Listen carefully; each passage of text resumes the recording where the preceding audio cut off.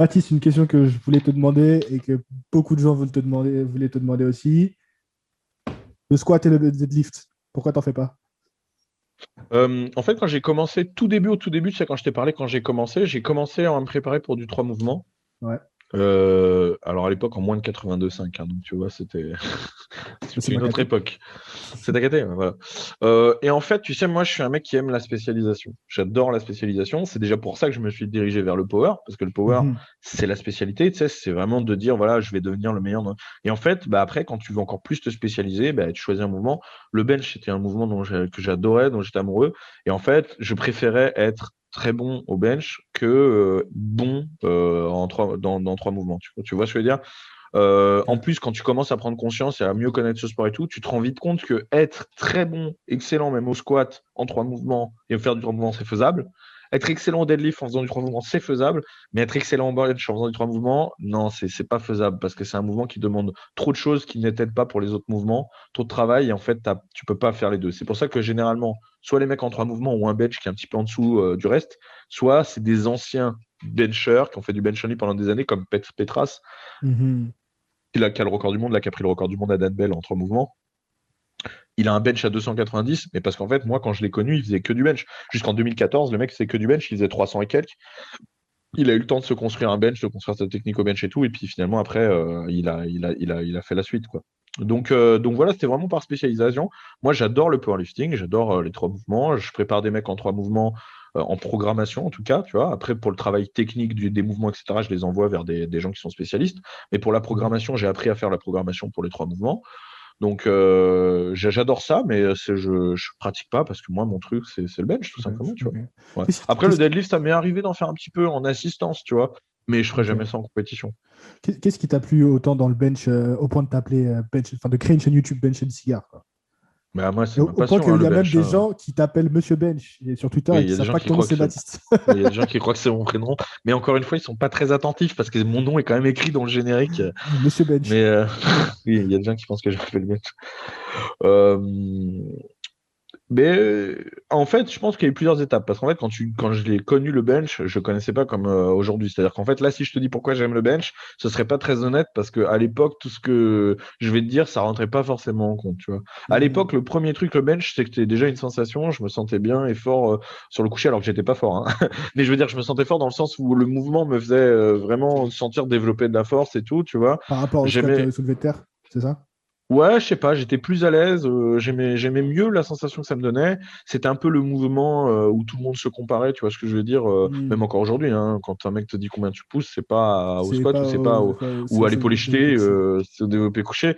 Alors là, moi pas, hein, parce que bien sûr en tant que power, Mhm. toi tu as une Ouais. appréciation de la force qui est différente, mais je parle pour le tout venant, hein. Mhm. Donc c'était, voilà, tu vois, c'était plus de l'ordre du physique que du réfléchi, quoi, tu vois. Et puis encore une Ok. fois, moi, j'avais envie de me spécialiser dans un truc, tu vois. C'était mon truc, Ok. ça a toujours été mon truc. Aujourd'hui, enfin, avec le temps, et je suis devenu amoureux vraiment du bench parce que ben, c'est le mouvement le plus technique des trois, déjà. C'est celui qui demande vraiment, vraiment le plus de technique. C'est le mouvement le plus complexe et le plus méconnu. C'est ça qui est fou, c'est que c'est le plus C'est le plus connu. connu et méconnu, C'est le ouais. plus connu et le plus méconnu, c'est ça qui est dingue. Ouais. Et tu vois, moi qui donne des cours aujourd'hui, je me suis formé aux États-Unis avec Josh Bryant, qui est le plus grand Mhm. spécialiste au monde en développé couché. Et du coup, je me suis formé avec lui pour pouvoir ici faire des cours particuliers de placement, une technique au développé couché, tu vois. Et Mhm. je suis tout seul quasiment en France à le faire, tu vois. Et des fois, je vais à des endroits un peu partout. Bah, partout où j'ai été, franchement, les retours sont bons. Les mecs redécouvrent un peu le mouvement, quoi. C'est assez fou, quoi. C'est que il y a vraiment une grande partie de ce mouvement qui a été, je sais pas, oublié ou qui est pas, tu sais, qui a pas été, il est pas dans les bouquins, il est pas dans les trucs, il n'y a pas de trucs français là-dessus et tout. Et c'est vrai que, bah voilà, donc moi, ça m'intéresse, tu vois, de voir tout ce qui rentre en compte là-dedans, de dire que voilà, le développé couché, c'est un mouvement appréhendé, entre guillemets, par des bourrins et qui pourtant demande une minutie incroyable, tu vois. Ça, je l'ai compris en faisant de la force athlétique. Au début, c'est le soulevé de terre, Je tu dis, dis, tu oh, le c'est un pousses peu comme plus un porc. technique, développer couché, Ouais, t'en fais depuis le début. Et au final, dès que tu c'est ça. comprends, tu dis non, les omoplates, faut resserrer. Déjà, c'est quoi un omoplate? Putain, qu'est-ce que tu me racontes et tout. Ouais, Au puis début, ouais. la phase de mise en tension, etc., le fait de se servir de son dos et tout, c'est des trucs qui C'est sont quoi, c'est quoi l'erreur la plus commune que tu vois quand tu fais des stages en face à face comme ça? avec des power ou avec des mecs de Les muscu, parce deux, que c'est pas les mêmes, hein. C'est les pas les deux. mêmes Les choses. power peut-être Ouais, d'abord et après les. avec les power, c'est que ils sont aussi forts. quasiment. En fait, leur phase négative leur sert à rien. Ils subissent la phase négative.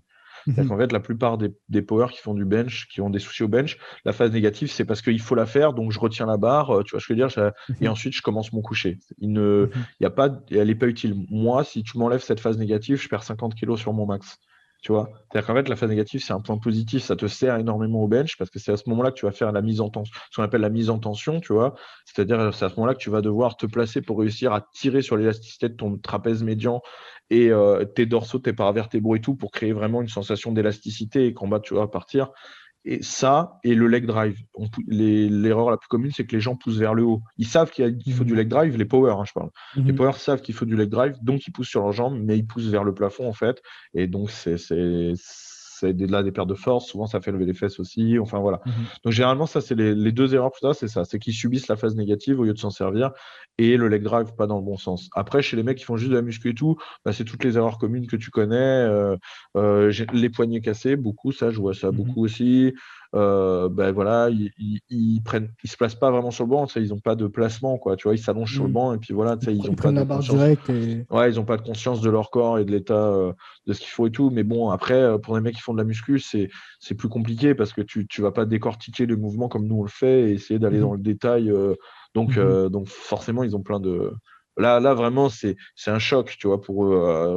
On parle de deux trucs presque différents. Tandis qu'avec les powers, vraiment, je pense Ouais. que c'est plus une prise de conscience. Si tu as aimé cet extrait, je t'invite à retrouver notre conversation en entier en cliquant sur la vidéo suivante juste ici.